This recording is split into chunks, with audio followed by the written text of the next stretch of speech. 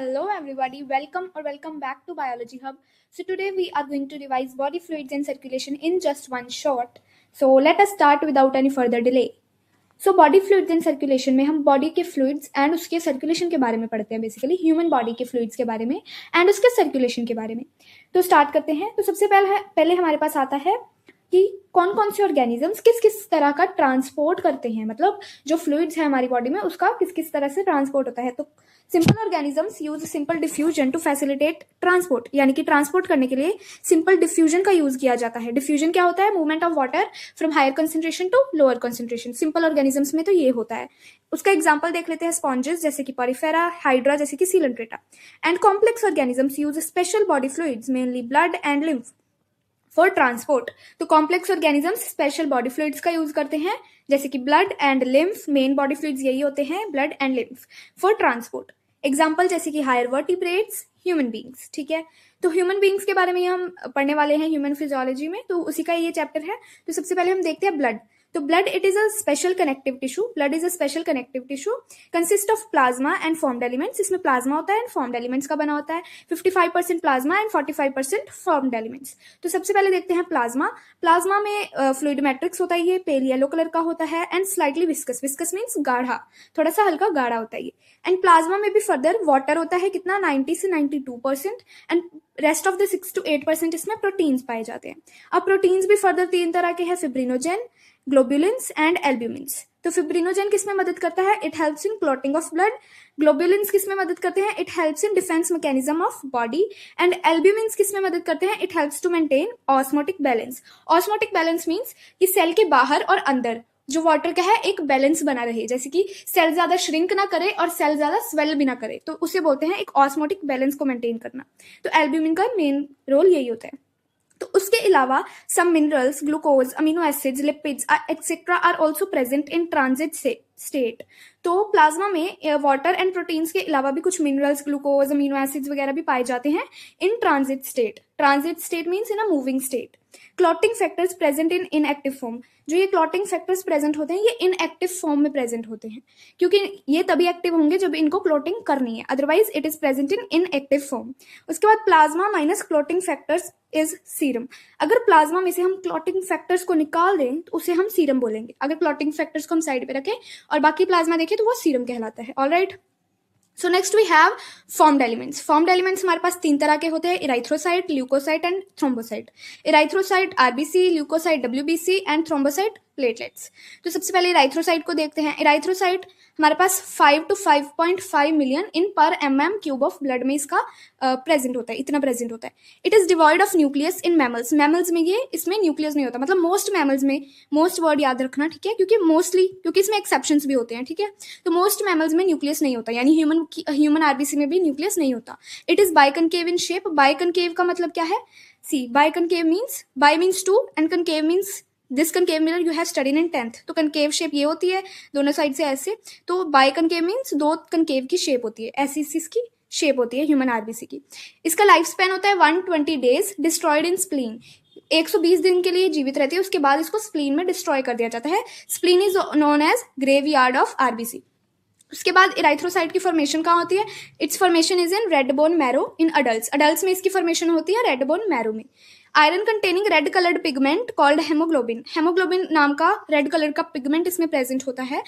हमें पता है हीमोग्लोबिन के कारण ही उसका कलर जो है वो रेड होता है. ठीक है, एंड हीमोग्लोबिन कितना प्रेजेंट है ब्लड में? तो 12 to 16 ग्राम हीमोग्लोबिन प्रेजेंट होता है हर 100 ml ब्लड में. ठीक है, हीमोग्लोबिन का मेन रोल क्या है? In transport of gases. इसको हम breathing and exchange of gases में अच्छे से पढ़ते भी हैं कि कैसे कैसे transport of gases through haemoglobin होता है. Alright, next we have leucocyte. तो ल्यूकोसाइट का कितना है वॉल्यूम देखा जाए तो 6,000 to 8,000 mm³ ऑफ ब्लड. ठीक है, it is colourless, it is nucleated and short lived. ये भी शॉर्ट लिव्ड होता है एंड ये कलरलेस होता है. न्यूक्लिएटेड के बेसिस पे इसको दो जगह में डिवाइड कर दिया जाता है, ग्रेन्युलोसाइट एंड ए ग्रेन्युलोसाइट. तो ग्रेन्युलोसाइट भी हमारे पास 3 तरह के हैं फर्दर, न्यूट्रोफिल्स, इओसिनोफिल्स, बेसोफिल्स. तो न्यूट्रोफिल्स की अमाउंट सबसे ज्यादा है. इनका अगर कंपेयर करें तो न्यूट्रोफिल्स है 60 to 65%, इओसिनोफिल्स है 2.3%, बेसोफिल्स है 0.5 to 1%. मतलब बेसोफिल सबसे कम, इओसिनोफिल उसके सेंटर में एंड न्यूट्रोफिल सबसे ज्यादा है अगर हम ग्रेन्युलोसाइट की बात करें तो. तो ग्रेन्युलोसाइट और एग्रेन्युलोसाइट का बेसिक डिफरेंस हम देख लेते हैं एक बार। तो ग्रेन्युलोसाइट वो होता है जिसके सेल के अंदर ग्रेन्यूल्स ऐसे ऐसे कुछ ग्रेन्यूल्स प्रेजेंट होते हैं, लेकिन ए ग्रेन्युलोसाइट वो होता है जिसमें ग्रेन्यूल्स नहीं होते, मतलब a means absence of granules, agranulocyte. Alright, तो न्यूट्रोफिल्स का क्या काम होता है? It is phagocytic cell. Phagocytic means it engulf foreign particles, कोई भी फॉरेन पार्टिकल आता है तो ये उसको खा लेते हैं, मतलब एनगल्फ कर लेते हैं। इओसिनोफिल्स का मेन काम क्या होता है? इट रेसिस्ट इन्फेक्शन रोकने में, and it's number is high during allergic reaction. जब भी बॉडी में ब्लड में कोई भी एलर्जी है तो फिर इओसिनोफिल्स उसमें ज्यादा दिखता है, मतलब उसको एलर्जी है किसी चीज से। सो बेसोफिल्स की बात करें तो it secrete histamine, serotonin, heparin etcetera during inflammatory reaction. तो जब भी इन्फ्लामेटरी रिएक्शन होता है तो हिस्टामिन, सेरोटोनिन एंड हेपारिन को रिलीज करता है, तो उसमें बेसोफिल इंक्लूडेड होता है। ऑलराइट, अब बात कर लेते हैं ए ग्रेन्युलोसाइट की। तो ए ग्रेन्युलोसाइट में हमारे पास आ जाता है मोनोसाइट एंड लिम्फोसाइट। तो मोनोसाइट हमारे पास है 6 to 8% एंड लिम्फोसाइट हमारे पास है 20 to 25%। मोनोसाइट का मेन रोल भी यही होता है, phagocytic cell generally, and lymphocyte हमारा इंपॉर्टेंट रोल प्ले करता है इम्यूनिटी में। अब उसमें भी इम्यूनिटी के भी 2 सेल आ जाते हैं, B cell and T cell. Just इसके नेम बताए हैं, इसका कोई फर्दर डीप में स्टडी करने की अभी जरूरत नहीं है। तो लिम्फोसाइट एंड मोनोसाइट हमने देख लिया। एंड अगर हम इसका और इसका कंपैरिजन करें, ग्रेन्युलोसाइट एंड ए ग्रेन्युलोसाइट का, तो सबसे ज्यादा हमारे पास क्या आ जाता है? न्यूट्रोफिल्स। उसके बाद हमारे पास आ रहे हैं लिम्फोसाइट, उसके बाद हमारे पास आ रहे हैं मोनोसाइट, उसके बाद आ रहा है eosinophil, then basophil. Alright, next we have thrombocyte. तो थ्रोम्बोसाइट का कितना है देख लेते हैं, 1,50,000 to 3,50,000 mm3। ठीक है। Cell fragments produced from megakaryocyte. Thrombocyte basically क्या होता है? मेगा कैरियोसाइट मतलब एक बड़ा सा सेल होता है, कैरियोसाइट, साइट मीन्स सेल, तो मेगा कैरियोसाइट इज बड़ा सा एक सेल होता है जिसके की सेल फ्रेगमेंट्स हो जाते हैं, मतलब कि जो छोटे छोटे टुकड़ों में ऐसे बट जाता है, राइट, छोटे छोटे टुकड़ों में। तो दैट सेल फ्रेगमेंट्स को हम प्लेटलेट्स, थ्रोम्बोसाइट बोलते हैं, basically platelets. Alright, it's formation red bone marrow. इसकी भी फॉर्मेशन कहाँ होती है? रेड बोन मैरो में। इसका मेन रोल है क्लोटिंग ऑफ ब्लड में। क्लोटिंग ऑफ ब्लड में इसका कैसे मेन रोल है वो हम आगे देखेंगे। ठीक है। Next our topic is blood groups. तो ब्लड ग्रुप्स मेनली 2 तरह की होती है, ABO and RH grouping. ABO के बेसिस पे हमें पता चलता है कि ब्लड ग्रुप कौन सा है, ए बी या फिर ओ। एंड आरएच ग्रुपिंग से हमें पता चलता है कि वो पॉजिटिव है या फिर नेगेटिव है। ऑलराइट, एबीओ ग्रुपिंग भी मेनली 4 तरह की होती है, A B and O. And तो इसको भी फर्दर देखते हैं। तो ब्लड ग्रुप हमारा कैसे डिसाइड होता है? ABO grouping is based on presence और एब्सेंस ऑफ 2 सरफेस एंटीजन, यानी कि ह्यूमन आरबीसी के ऊपर कुछ एंटीजन प्रेजेंट होते हैं, सरफेस एंटीजन, जिसके बेसिस पे हमारी जो ब्लड ग्रुप है वो डिसाइड होता है। For example, this is your RBC. अब इसके ऊपर ना कुछ एंटीजन प्रेजेंट होगा। For example, this is your A RBC, मतलब ए ब्लड ग्रुप। ये अगर आपके पास ए ब्लड ग्रुप है तो ह्यूमन आरबीसी के ऊपर इसके ऊपर ए एंटीजन प्रेजेंट होगा, इसीलिए ये ए ब्लड ग्रुप कहलाता है। अब जो भी एंटीजन प्रेजेंट होगा ना, हमेशा याद रखना उसके एंटी वाला, मतलब उसके ऑपोजिट वाला एंटीबॉडी प्रेजेंट होगा किसमें? प्लाज्मा में। ठीक है, प्लाज्मा में एंटीबॉडी प्रेजेंट होता है, ना कि ना आरबीसी में ही। ठीक है, तो एंटीबॉडी हमेशा अगेंस्ट वाला बनेगा। अगर इसमें एंटीबॉडी ए के लिए ही बन गया, तुम खुद सोचो, तो फिर ये ए आरबीसी को मार देगा, that we do not want. ठीक है, तो एंटीबॉडी हमेशा अगेंस्ट वाला बनेगा। ऑलराइट, तो ब्लड ग्रुप अगर ए है, एंटीजन उसके ऊपर ए ही होगा, लेकिन एंटीबॉडी ऑपोजिट वाली होगी। तो मेनली 2 ही सरफेस एंटीजन होते हैं, या फिर ए या फिर बी। तो उसके बेसिस पे हम देख लेते हैं। देखो, एंटीजन अगर ए है तो एंटीबॉडी कौन सी होगी? ऑब्वियसली बी होगी। तो डोनर का ग्रुप कैसे डिसाइड होगा? अब डोनर का ग्रुप हमेशा एंटीबॉडी वाला नहीं होना चाहिए, यानी कि अगर इसके अंदर एंटीबॉडी बी है तो डोनर बी वाला नहीं दे सकता इसको ब्लड। क्यों नहीं दे सकता? क्योंकि वो फिर जो एंटी वाला है ना, इसको इनगल्फ कर देगा या फिर क्लम्पिंग हो जाएगी ब्लड की। ऑलराइट, तो इसलिए डोनर का ग्रुप हमेशा मिसमैच होगा, यानी कि अगर बी के अगेंस्ट एंटीबॉडी है तो बी वाला इसको ब्लड डोनेट नहीं कर सकता। Alright, I hope you got it. Now blood group B, antigen कौन सा है? आरबीसी पे बी, तो एंटीबॉडी ऑब्वियसली ए वाली प्रेजेंट होगी। एंड डोनर का ग्रुप मिसमैच होगा किससे? एंटीबॉडी से। तो एंटीबॉडी अगर ए है तो फिर क्या क्या बचा? B and O. तो इसमें डोनर का ग्रुप कौन सा होता है? B and O. And A B blood group पे एंटीजन दोनों ही प्रेजेंट होते हैं, ए भी प्रेजेंट होता है एंड बी भी प्रेजेंट होता है। तो इस पे एंटीबॉडी कोई भी नहीं प्रेजेंट होगी। तो डोनर का ग्रुप कौन सा हो गया? ए बी एंड ओ, यानी कि अगर इसमें एंटीबॉडी ही कोई नहीं है तो इसको कोई भी डोनेट कर सकता है, राइट। अब पॉजिटिव नेगेटिव का डिफरेंस भी होगा, लेकिन इसमें हम जनरल देख रहे हैं बिना पॉजिटिव नेगेटिव के। तो ओ का ब्लड ग्रुप, ओ में कौन सा एंटीजन होगा? ओ एंटीजन होगा। इसमें ना ही एंटीजन ए है ना ही एंटीजन बी है, तो इसमें एंटीबॉडी कौन कौन सी होगी? ए एंड बी दोनों के लिए एंटीबॉडी होगी। ऑलराइट, क्योंकि इस पे कोई भी एंटीजन नहीं प्रेजेंट है, इसका मतलब होता है ओ ब्लड ग्रुप। आई समझ। उसके बाद डोनर का ग्रुप भी ओ ही होगा, क्योंकि ना ही इसे ए ब्लड ग्रुप दे सकता है, ना ही बी दे सकता है, और ना ही A B blood group donate कर सकता है। तो इसी के कारण हमारा ओ ग्रुप है जो वो यूनिवर्सल डोनर बन जाता है, यानी कि वो सबको डोनेट कर सकता है। क्यों? क्योंकि इसमें एंटीजन कोई नहीं प्रेजेंट।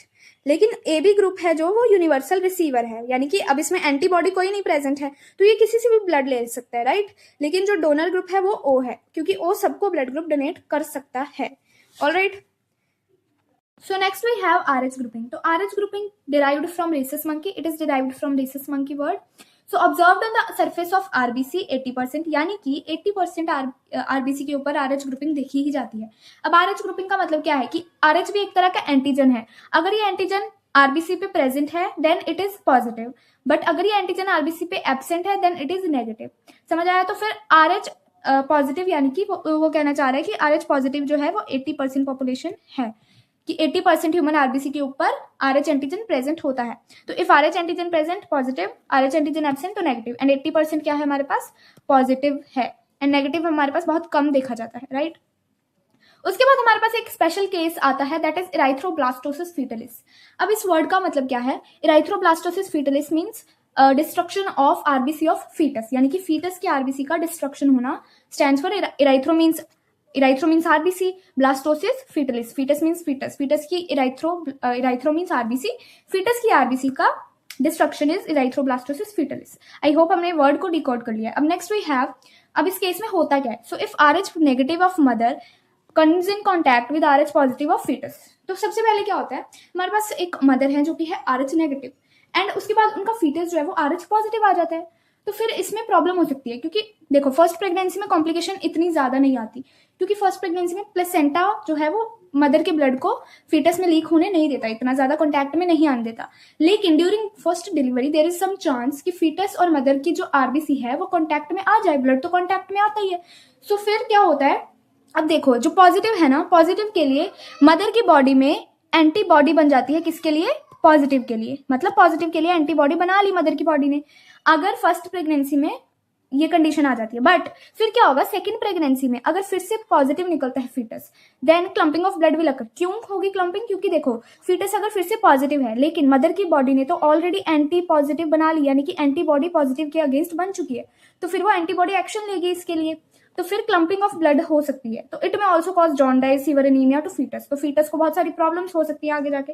तो ये थी हमारी कंडीशन की क्या कंडीशन हुई, लेकिन अब उसका सोल्यूशन भी हम निकालेंगे, right. To avoid this, anti RH injection is given to mother that can destroy RH positive RBC of foetus after first delivery. अब क्या करते हैं हम, एंटी RH इंजेक्शन दे देते हैं किसको? मदर को, सो दैट उनकी बॉडी में एंटीबॉडी ना बने। मतलब अगर एंटीबॉडी एक बार बन गई ना, तो फिर मेमोरी सेल्स में जाके वो स्टोर हो जाता है परमानेंटली, कि एक बार एक फॉरेन एजेंट आया था, अब देखो मदर के लिए तो पॉजिटिव वाला फॉरेन एजेंट ही हुआ, तो उसने एंटीबॉडी बनाई, तो वो क्या होता है मेमोरी सेल्स में स्टोर हो जाता है जाके, कि फॉरेन एजेंट आया था, हमने एंटीबॉडी बनानी है, दोबारा आया तो फिर टू अवॉइड दिस हम मदर की बॉडी में एंटीबॉडी नहीं बने देते। जो काम एंटीबॉडी ने करना था बनाकर, हम वो एंटी RH इंजेक्शन से करवा देते हैं। इंजेक्शन से वो काम हो जाता है और मदर के मेमोरी सेल्स में भी वो स्टोर नहीं होता। मतलब मदर की बॉडी है जो वो एंटीबॉडी नहीं बनाती पॉजिटिव के अगेंस्ट। तो यही होता है, फर्स्ट डिलीवरी के बाद हम एंटी RH इंजेक्शन दे देंगे, जो कि आरबीसी की फीटस की आरबीसी को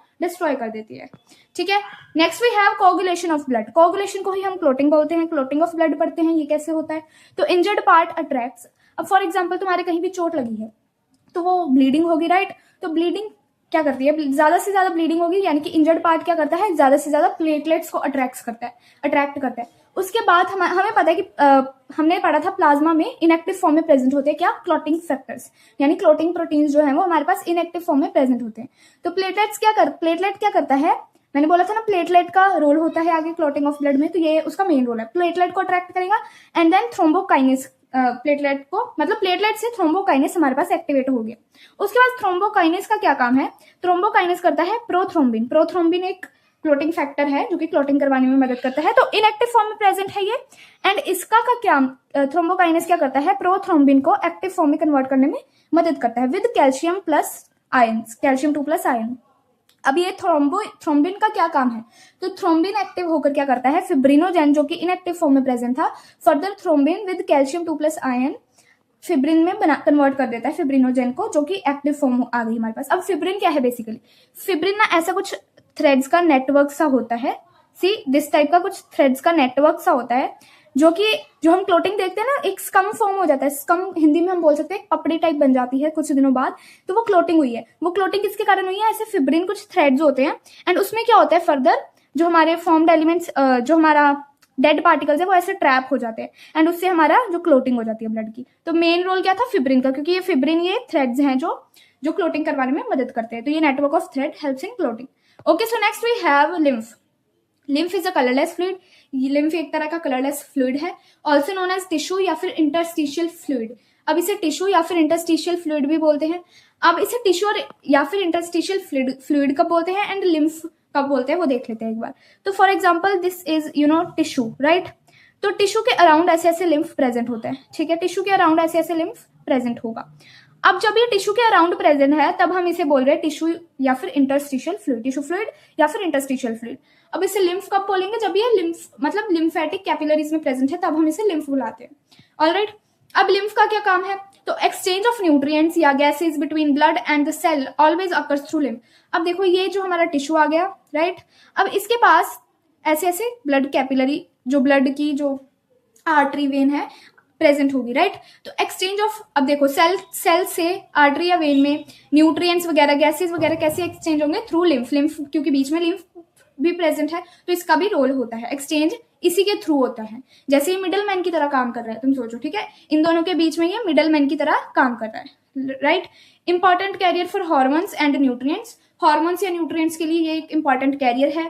fats are absorbed through lymph in the lacteals present in intestinal villi, यानी कि इंटेस्टाइन के विलाय में जो फैट है ना वो लिम्फ के थ्रू एब्जॉर्ब की जाती है, और लैक्टियल्स प्रेजेंट होते हैं कुछ इंटेस्टाइनल विलाय में, उसमें ये एब्जॉर्ब्ड रहती है, ठीक है। Okay, so next we have circulatory pathways.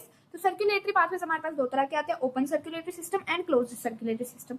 Open circulatory system ऐसा सर्कुलेटरी सिस्टम है जिसमें कि फर्दर कैपिलरीज छोटी छोटी प्रेजेंट नहीं होती, लेकिन क्लोज्ड सर्कुलेटरी सिस्टम में हमारे पास कैपिलरीज का भी नेटवर्क प्रेजेंट होता है, कि ब्लड जो है वो ऐसे ही नहीं होता, मतलब ब्लड जो है वो फर्दर एक पाइपलाइन जैसा सिस्टम होता है ना, वैसे पूरा प्रेजेंट है क्लोज्ड सर्कुलेटरी सिस्टम में। बट ओपन सर्कुलेटरी सिस्टम में इतना वेल डिफाइंड नेटवर्क नहीं होता कैपिलरीज का।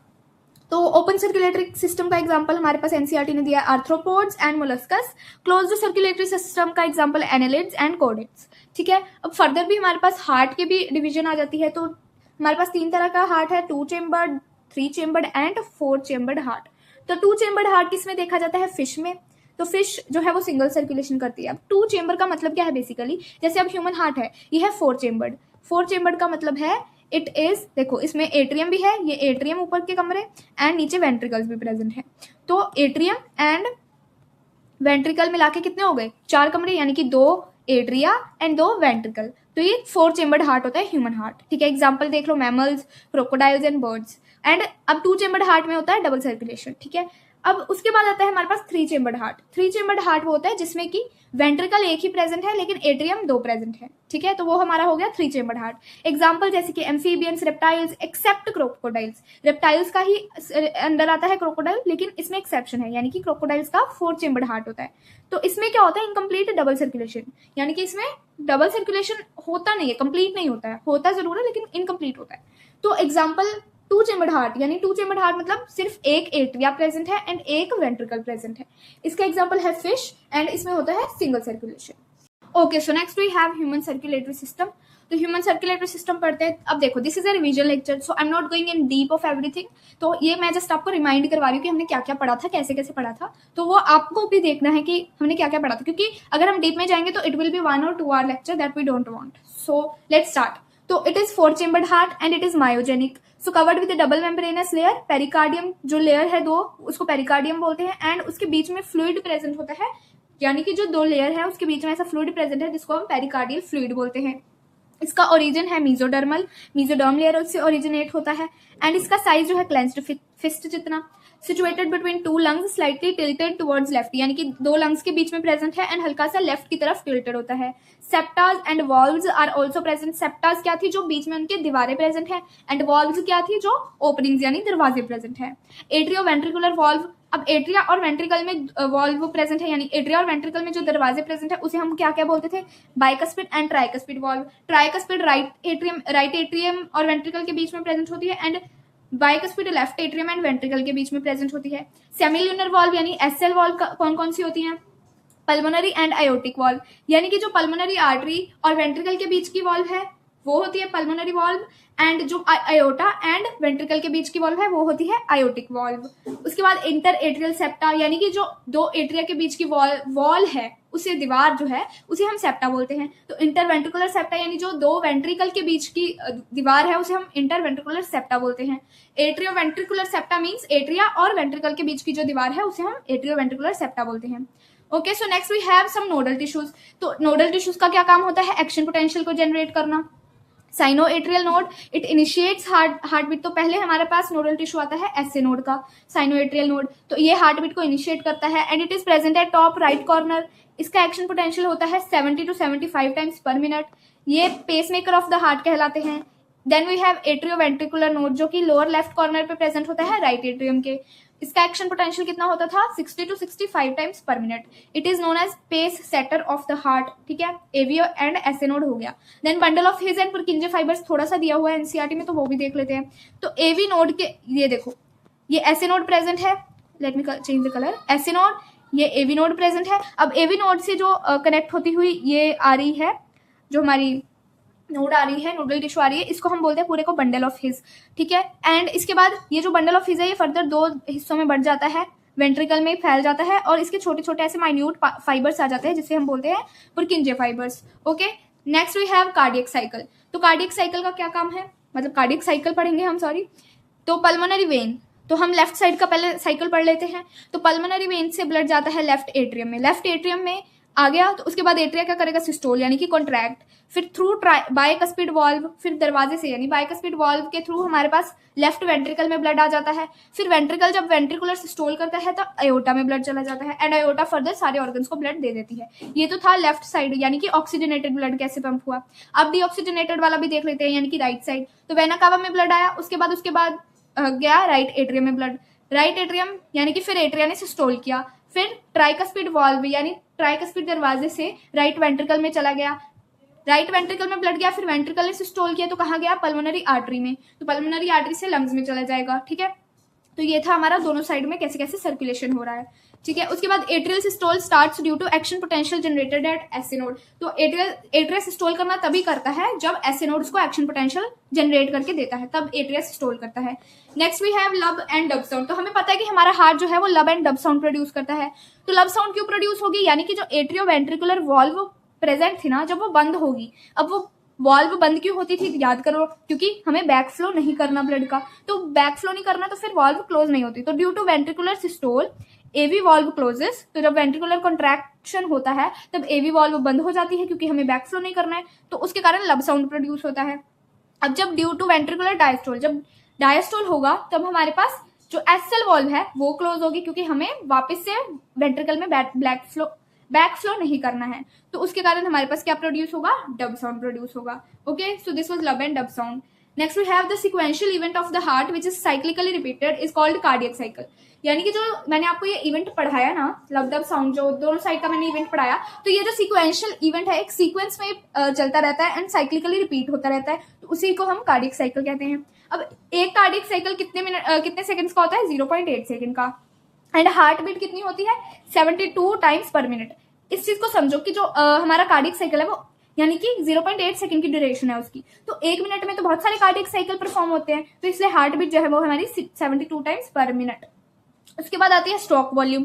स्ट्रोक वॉल्यूम क्या होती है, volume of blood pumped by left ventricle, यानी कि जो लेफ्ट वेंट्रिकल ने वॉल्यूम ऑफ ब्लड, कितना ब्लड पंप किया लेफ्ट साइड की वेंट्रिकल ने, that is our stroke volume and वो होता है 70 ml। तो कार्डियक आउटपुट देखते हैं, volume of blood pumped by each ventricle पर मिनट, यानी कि हर एक वेंट्रिकल ने कितने 1 मिनट में कितना ब्लड पंप किया, 1 मिनट में हम बात कर रहे हैं। तो इसको हम कर सकते हैं ऐसे, निकाल सकते हैं stroke volume into heart rate करके। तो ये अराउंड 5 लीटर या फिर 5000 मिलीलीटर आता है। एथलीट का जो सीओ है, कार्डियक आउटपुट है, वो ज्यादा होता है as compare to normal human being. ठीक है, next we have ECG, electrocardiogram, the graphical representation of the electrical activity of the heart during a cardiac cycle. एक कार्डियक साइकिल के दौरान जो भी इलेक्ट्रिकल एक्टिविटी होती है हार्ट में, उसका ग्राफिकल रिप्रेजेंटेशन इज ईसीजी। अब जो मशीन है जो इस रिप्रेजेंटेशन को रिकॉर्ड करती है, ग्राफिकल रिप्रेजेंटेशन को, उसको हम बोलते हैं इलेक्ट्रोकार्डियोग्राफ। उल्टा है देखो, electrocardiograph is name of the machine but the electrocardiogram is graphical representation. Okay, उसके बाद हमारे पास एक स्टैंडर्ड ईसीजी का रिप्रेजेंटेशन आता है। स्टैंडर्ड ईसीजी के लिए कितने इलेक्ट्रोड्स चाहिए थे? 3 इलेक्ट्रोड्स चाहिए होते हैं। कहाँ कहाँ? एक लेफ्ट वेंट्रिकल पे एंड दोनों हाथ की रिस्ट के लिए। ठीक है, तो हम देख लेते हैं पी वेव का। पी वेव हमें क्या बताती है? Depolarization of atria. And QRS complex हमें क्या बताता है? Depolarization of ventricle. T wave हमें क्या बताती है? Repolarization of ventricle. Okay, number of QRS complex tells about heart beat of a person. तो नंबर ऑफ मतलब कितने क्यूआरएस कॉम्प्लेक्स आ रहे हैं एक हार्ट बीट, एक ग्राफिकल रिप्रेजेंटेशन में, तो वो हमें हार्ट बीट बताती है पर्सन की। अब टी वेव जैसे ही खत्म होता है हमें पता चल जाता है कि सिस्टोल भी खत्म हो गया। सिस्टोल मीन्स क्या होता है? रिलैक्सेशन खत्म हो गया। सॉरी, सिस्टोल मीन्स कॉन्ट्रैक्शन खत्म हो गया, डायस्टोल था relax. Okay, next we have double circulation. So it is a 2 pathway process in which blood passes through heart twice to complete 1 cycle. यानी कि एक कार्डियक साइकिल को खत्म करने के लिए हार्ट में से ब्लड 2 बार गुजरता है, तो उसी को हम डबल सर्कुलेशन बोलते हैं। अब 2 पाथवे हैं, तो फिर 2 पाथवे देख लेते हैं कौन कौन से हैं। पल्मोनरी एंड सिस्टमिक सर्कुलेशन, हमारे 2 सर्कुलेशन पाथवे हैं। तो इसको देखते हैं डायग्रामेटिकली। तो पल्मोनरी सर्कुलेशन कैसे होता है? राइट वेंट्रिकल से ब्लड गया पल्मोनरी आर्टरी में, देन लंग्स में, देन पल्मोनरी वेन में, देन उसके बाद कहाँ आ गया? लेफ्ट एट्रियम में आ गया। यानी राइट वेंट्रिकल से होते हुए लेफ्ट एट्रियम में ब्लड आ गया। ये था हमारा first circulation, that is pulmonary circulation. Pulmonary means lungs वाला सर्कुलेशन। ठीक है, उसके बाद आता है सिस्टमिक सर्कुलेशन। तो इसमें क्या होता है? लेफ्ट वेंट्रिकल से ब्लड कहाँ जाता है? अयोटा में। ठीक है, उसके बाद टिश्यूज तक जाता है, यानी टिश्यूज यानी बॉडी पार्ट्स तक। बॉडी पार्ट से जाएगा वेना केवा में, वेना केवा में कहाँ जाएगा? राइट एट्रियम में। तो ये था हमारा दूसरा circulation, that is systemic circulation. तो पल्मोनरी सर्कुलेशन का क्या काम होता है? It helps in oxygenation of blood. Blood का ऑक्सीजनेशन करता है, मतलब ऑक्सीजन देता है ब्लड को। तो क्योंकि ये लंग से आ रहा है तो इसलिए ऑक्सीजनेशन में मदद कर रहा है। सिस्टमिक सर्कुलेशन यानी कि हम टिश्यूज तक ब्लड को पहुंचा रहे हैं, तो टिश्यूज पे क्या होता है? एक्सचेंज ऑफ गैसेज होता है या फिर अदर सब्सटेंसेस होता है, तो उसी में सिस्टमिक सर्कुलेशन काम आता है। Next we have hepatic portal circulation. तो it is special veins connection between digestive tract and liver.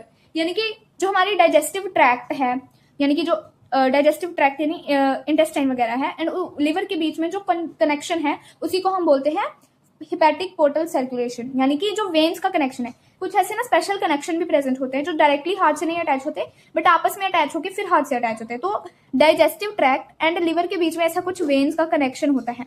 अब वो होता किस लिए वो देख लो। तो used to store glucose as glycogen in liver, यानी कि अब हमने 10th में पढ़ा था कि glucose as a glycogen store होता है लिवर में। तो वो ऐसे स्टोर होता है क्योंकि इंटेस्टाइन से ग्लूकोज जब हम लेंगे तभी तो ग्लाइकोजन की फॉर्म में उसको लिवर में स्टोर करेंगे। तो सबसे पहले ये ट्रांसफर के लिए ग्लूकोज के ट्रांसफर के लिए हम हेपेटिक पोर्टल सर्कुलेशन को देख रहे थे। Next we have regulation of cardiac activity. तो रेगुलेशन ऑफ कार्डियक एक्टिविटी देख लेते हैं। Normal activities of the heart are regulated intrinsically. Intrinsically मतलब इंटरनली, अंदर से नॉर्मल हार्ट की जो एक्टिविटीज है वो मेंटेन की जाती है। ठीक है, a special neural centre in the medulla oblongata can moderate cardiac activity. एक स्पेशल तरह का न्यूरल सेंटर प्रेजेंट होता है मेड्यूला ऑब्लोंगेटा में, जो कि कार्डियक एक्टिविटीज को मॉडरेट करता है।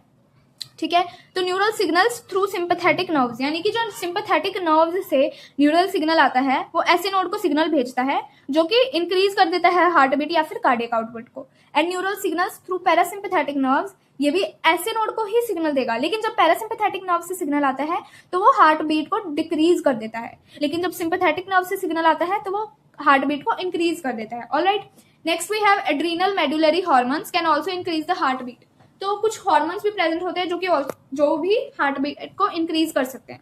Okay, next and last we have disorders. तो डिसऑर्डर्स पढ़ लेते हैं जो भी एनसीईआरटी में गिवन है। हाई ब्लड प्रेशर, हाइपरटेंशन, ये हमने बहुत कॉमनली सुना होता है, तो हाई बीपी कह देते हैं जिसको हम। तो बीपी क्या होता है पहले, यानी कि जो ब्लड का प्रेशर, आर्टरी में जो भी ब्लड का प्रेशर है वो हाई ब्लड वो होता है हमारा बीपी, ब्लड प्रेशर। अब हाई ब्लड प्रेशर होना भी एक डिसऑर्डर है, एक बीमारी है। तो हाइपरटेंशन बोलते हैं जिसको हम। तो नॉर्मल बीपी देख लेते हैं पहले कितना होना चाहिए। नॉर्मल होना चाहिए हमारा 120/80 mmHg, ठीक है। हाई बीपी कितना होता है, यानी 140, अगर रिपीटेड चेक्स पे 140/90 mmHg आ रहा है या फिर इससे ज्यादा ही ब्लड प्रेशर दिख रहा है तो फिर वो हाई बीपी की कंडीशन हो जाती है। High BP can lead to heart diseases and vital organs can be affected. Vital organs यानी ब्रेन एंड किडनी को भी हाई बीपी से इफेक्ट हो सकता है। हार्ट डिसीजेस के साथ साथ ये भी अफेक्ट होते हैं। तो पहले तो देख लेते हैं कि 120/80 का मतलब क्या है। इसको मैं तुम्हें एक्सप्लेन कर देती हूँ। जैसे ये आर्टरी है तुम्हारे पास, सो इट इज आर्टरी। तो जब भी हार्ट ब्लड पंप कर रहा है ना, मतलब जब हार्ट कॉन्ट्रैक्ट करेगा तो इसमें क्या आर्टरी में हमारा क्या वो रहता है, प्रेशर रहता है, ठीक है। तो आर्टरी में कितना प्रेशर रहेगा जब हार्ट ने कॉन्ट्रैक्ट किया, जब हार्ट ने कॉन्ट्रैक्ट करके ब्लड भेजा तो वो इतना होना चाहिए 120। लेकिन ये नीचे वाला क्या है, जो लोअर ब्लड प्रेशर है, यानी कि जब रिलैक्स्ड स्टेट में है हार्ट तब आर्टरी में कितना ब्लड का प्रेशर है, दैट इज योर लोअर वाला। अपर वाला होना चाहिए 120 यानी इतना होना चाहिए, एंड लोअर वाला होना चाहिए 80 वाला। Okay, next we have coronary artery disease, CAD, या फिर इसको हम बोलते हैं एथेरोस्क्लेरोसिस, ठीक है। तो it is the deposition of calcium, fat, cholesterol, tissue fibres etcetera in the coronary artery. यानी हार्ट की जब आर्टरी में जब फैट, कैल्शियम वगैरह का डिपोजिशन हो जाए तो फिर हमारे पास CAD हो जाता है, यानी कोरोनरी आर्टरी डिसीज पैदा हो जाता है। तो it results in narrower lumen, यानी कि देखो ये नॉर्मल आर्टरी है लेकिन ये एथेरोस्क्लेरोसिस की कंडीशन है, यानी कि इसमें डिपोजिशन हुई हुई है, ये दिख रही है ना डिपोजिशन किसकी, कैल्शियम की, फैट की, कोलेस्ट्रॉल की या टिश्यू फाइबर्स की हार्ट की आर्टरी में। तो उससे क्या होगा कि जो ब्लड है ना उसको कम जगह मिलेगी फ्लो करने के लिए, तो उसके कारण लेस ब्लड फ्लो होता है हार्ट में, तो उसी को हम बोलते हैं coronary artery disease. Next we have angina या फिर angina pectoris, when no enough oxygen reaches heart muscle। जब हार्ट के मसल को ऑक्सीजन नहीं मिल रही है प्रॉपर तो वो होती है कंडीशन एंजीना की, ठीक है। Can occur in male and female of any as but commonly seen in middle and elderly age people. ये मेल एंड फीमेल दोनों को हो सकता है किसी भी एज का, बट बहुत कॉमन किस में देखा जाता है, या फिर मिडल या फिर elderly age people, old people में। तो next we have heart failure. Heart failure क्या है, when heart is not pumping enough blood to meet the condition demands of the body. तो जब हार्ट हमारा इतना ब्लड नहीं पंप कर पा रहा है कि वो हार्ट की जो बॉडी है उसकी नीड को पूरा कर सके, तो वो हमारा हार्ट फेलियर की कंडीशन आती है। समटाइम्स इसे हम कंजेस्टिव हार्ट फेलियर भी बोलते हैं, because congestion of lungs is major symptom, यानी लंग्स का कंजेशन हो जाता है तो वो एक मेजर सिम्टम है, तो इसको हम कंजेस्टिव हार्ट फेलियर भी बोलते हैं।